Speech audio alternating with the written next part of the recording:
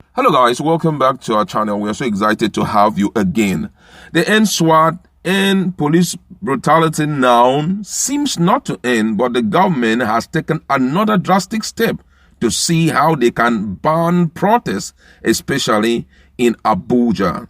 The Federal Capital Territory Security Committee has decided to make this move, and they have stated the reason why they want to ban the current protests. Nigeria, there's a lot of uproar right now because most people believe that it's far beyond the reason they are giving. You're going to hear the reason why they have decided to take this drastic step against the protesters. And I feel that at this point, if the protesters do not vacate Abuja, because right now, as you've already seen in our previous news, the protesters have decided to go straight to the National Assembly, and they are there to ensure they register their displeasure and forcefully they stop the activity in the National Assembly. So with this step coming up, I think they want to see how they can stop the protest.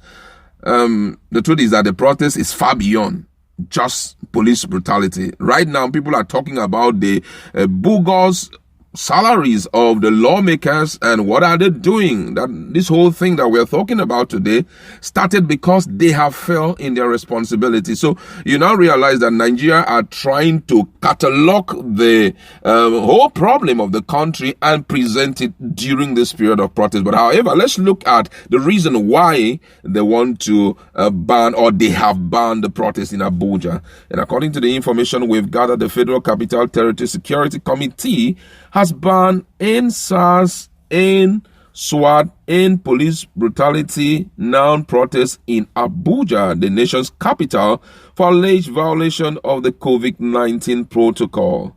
The FCTA administration said it was concerned that despite the scrapping of the Special Anti-Robbery Squad by the Inspector General of Police, Mohammed Adamu, last Sunday, the demonstrations had continued, causing inconveniences to law-abiding citizens.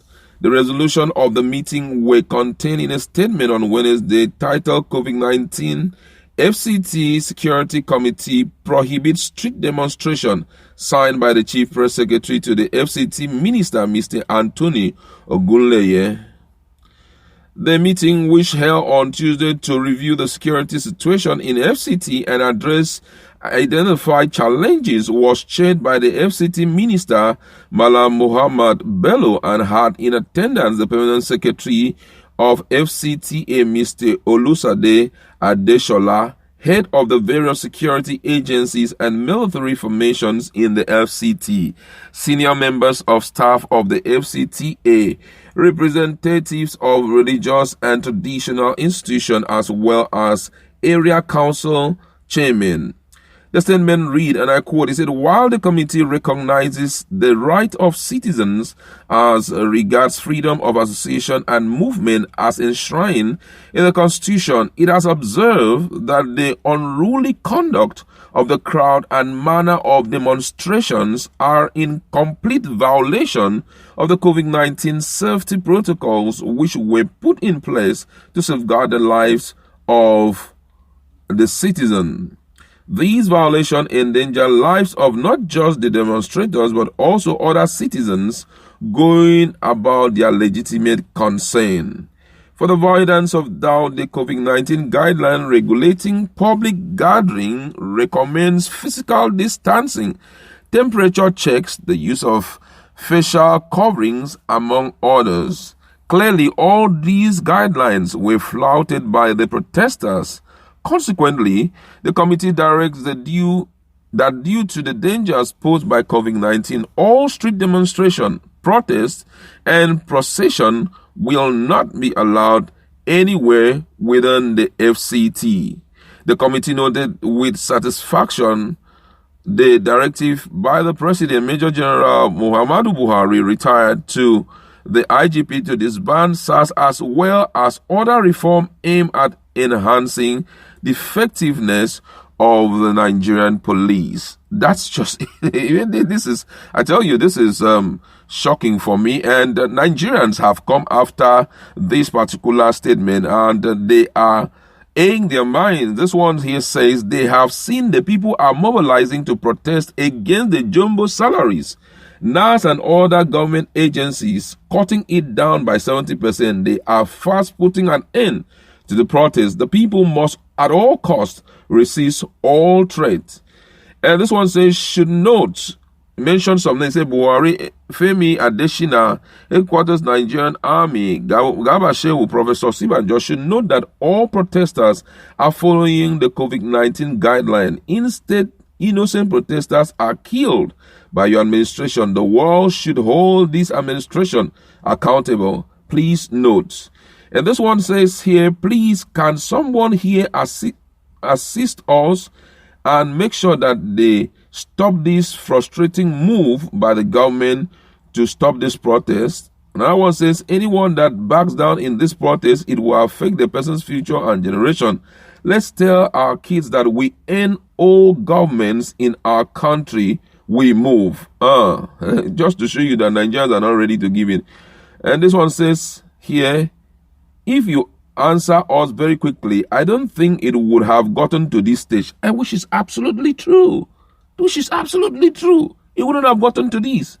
This one says, to be candid, I think I saw a portion of the Constitution enabling the government to ban protests on grounds of insecurity, danger to lives and livelihood. The problem is that the people have lost confidence in both the will and capacity of government to deliver on any of its promises. Now, let's look at this critically, because I feel that the step taken by government, as much as it is negative, there are some also positive reasons why they intend to ban it. Nigerians are not happy that they are banning the protests.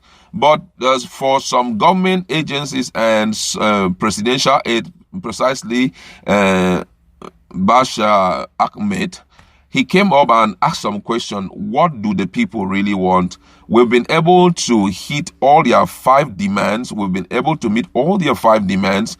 We've been able to do this and do this. Why is it still continuing? That there is a political undertone in this whole protest of the thing. Because for him, he believes that if your needs have been met, why are you still stiff-necked? Why are you still pushing to ensure that these protests continue? Because for many, they feel that it makes no sense for Nigerians to keep on pushing even up till now. Someone says here, he said that what started as NSAS has now transformed into a generalization against the Fulani. Do you really realize the Abuja protest was a diverse protest? The activity of a few criminals shouldn't be tagged on a tribe. You are doing what SARS did. Tag every young person as Yahoo. And just to show you that most people have started looking at it as it's not just SARS again we're talking about here, because Nigerians have gone haywire and they are not even ready to give up on the protest. Some believe that it's detrimental, which I feel at some point it will be detrimental, because we need to start seeing how we can wait for the government, give them a timeline to help us fix these issues. Yeah, some people say, let's be on the street till they get these issues fixed. And I see some sense there. Yeah, let's also try to look at it from the point of view of the protesters. We have to be on the street until these issues are solved, because the government have due to the antecedent, due to the president thus far, Nigerians seem to have lost confidence in the will and also the capacity of the government. Why? They don't even believe that government word can be their bond again. The reason is this thing started many years ago. We asked for reform, we get out of the streets, we waited, nothing was done, and the same thing continues. So this time around, the plan of the people is we're going to be on the street until at least we see virtually everything we are demanding being done. But at the same time, looking at that to be a very positive move, you have to also consider other legitimate citizens who are going about their businesses. They think it's interrupting a lot of things. For example, now most transporters are not enjoying their day again. Some of them have been in the house and all of that. But if you look at this whole protest, you realize that it's for the general well-being of Nigerians. And that is why nobody is ready to back down, because when it is good for us, when all of these things is fixed, it's not just going to be, this protest is not just a protest that will end this generation, a benefit that will stand for a long time. We are looking at a transgenerational protest, the protest that will, at least be like the About Women riot, something that will hit up to the next 40, 50 years, that they will remember that in 2020, there was a protest that corrected so many ills in Nigeria. So banning the protest now because of COVID-19, this thing has been violated. For me, it's for you to just tell them they're going to fix them. Even thus far, if you've been watching, you'll notice that everybody are with their face mask. The only thing is that there is no physical distancing because it doesn't permit that. Apart from that, we've even seen in different government different government meetings where some key personalities are found there. We see people without even face mask. We see people just doing things just anyhow. So this kind of thing may likely not hold, but however, we'll keep you updated. Thank you very much.